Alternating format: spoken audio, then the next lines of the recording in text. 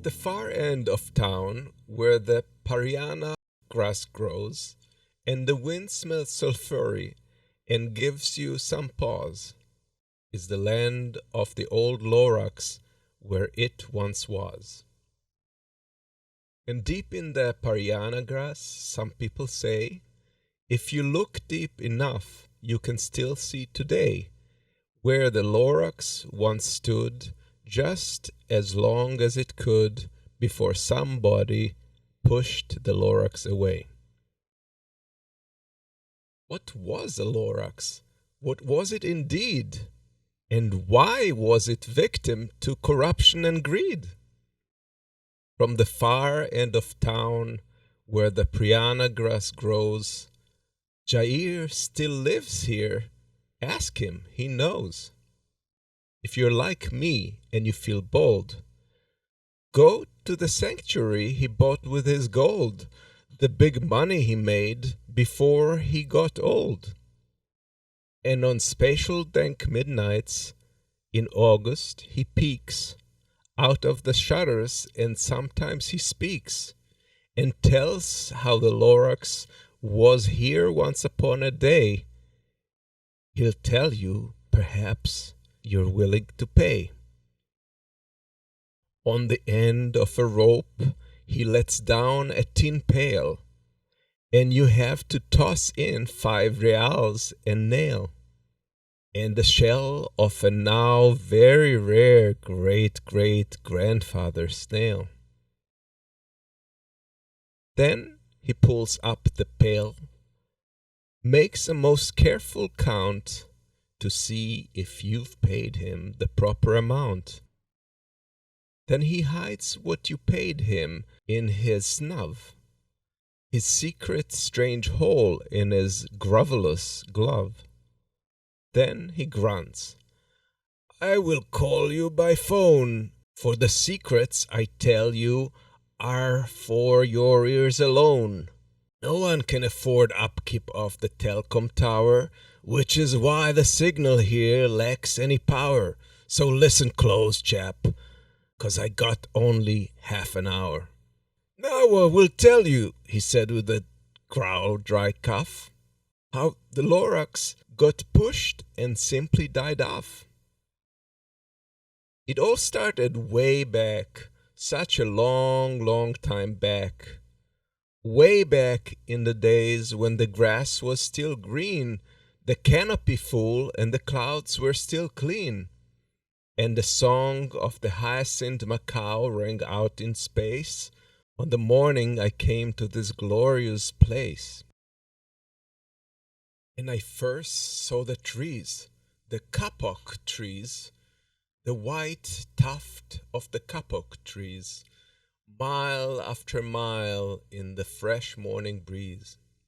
And under the trees golden lion tamarinds were playing, while the beautiful land I was surveying. From the nearby river came unusual sound of the arapamia fish as it was splashing around. But those trees, those kapok trees, all my life I was searching for trees such as these. The touch of their tuft was much softer than flannel, and they had the sweet smell, that of Chanel. I felt a great leaping of joy in my heart. I knew just what I'd do. I unloaded my cart. In no time at all, I had built a small shop. Then I chopped down a kapok tree with one chop. And with great skillful skill, and with great speedy speed, I took the soft tuft and I knitted a thneed. The instant I'd finish, I heard gazump.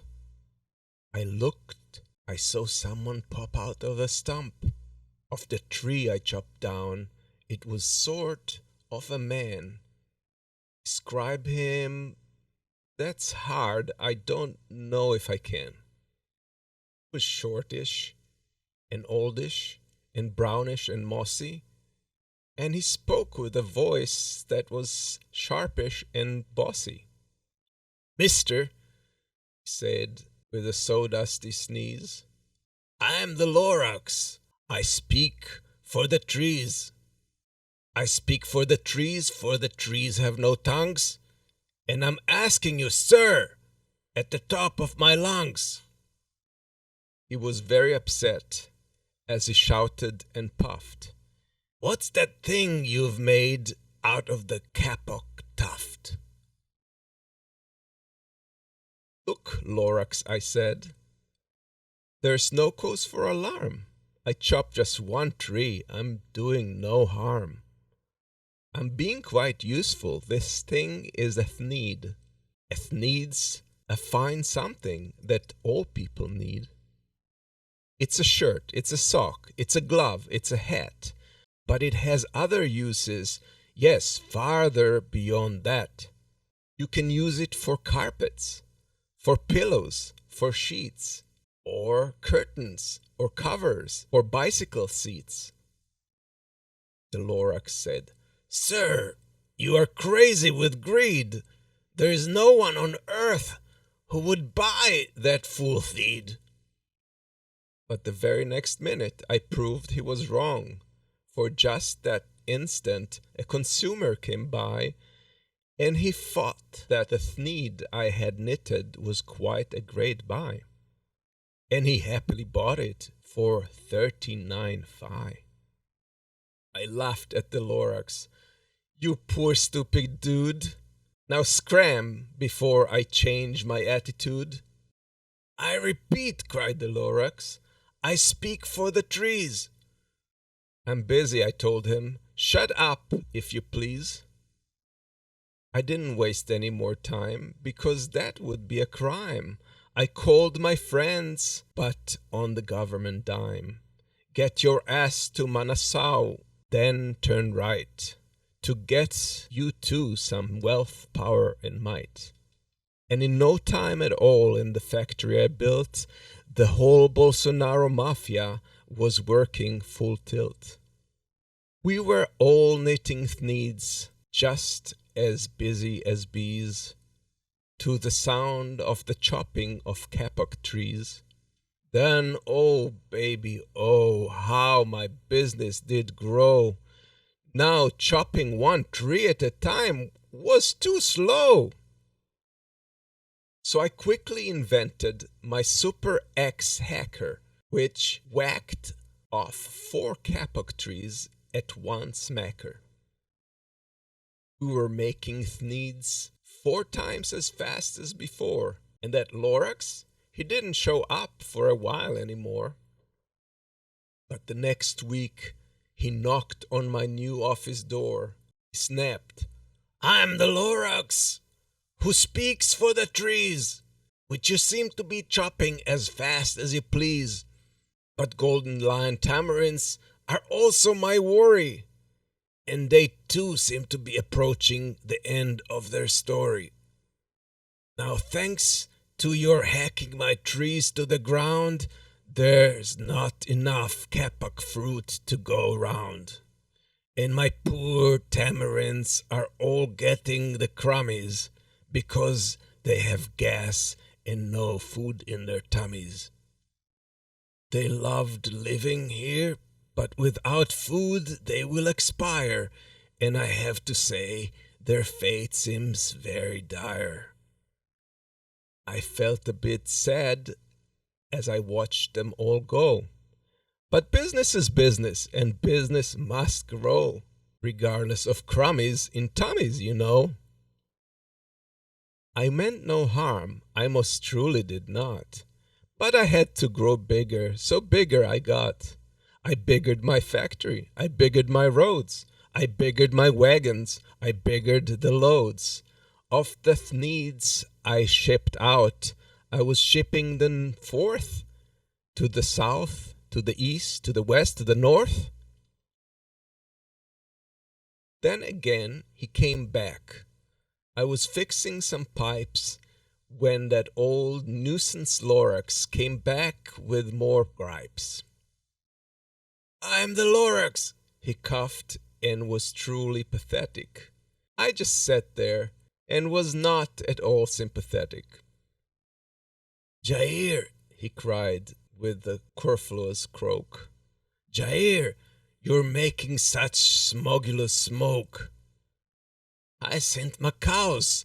Why, they can't sing a note. No one can sing who has smog in their throat. I sure will miss their beautiful coat." "What's more," snapped the Lorax, his dander was up, "let me say a few words about Gloppity-Glop.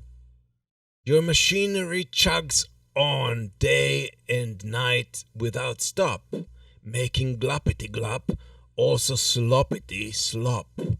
And what do you do with the leftover goo? I'll show you, you careless Jair, you. You're glumping the ponds where the piranha fish swam. Now they too are in a bit of a jam. They can no longer breathe as their gills are clogging, and that's clearly all due to your logging." Then I got mad, 'cause it was quite enough of him that I heard.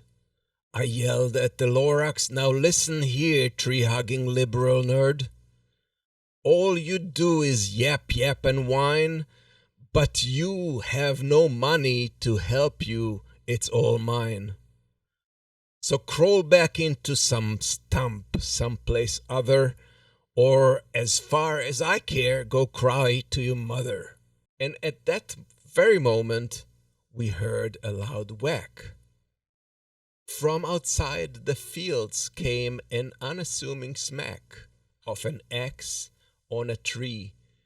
Then we heard the tree fall, the very last kapok tree of them all. No more trees, no more theeds, no more jobs, no more money in gobs.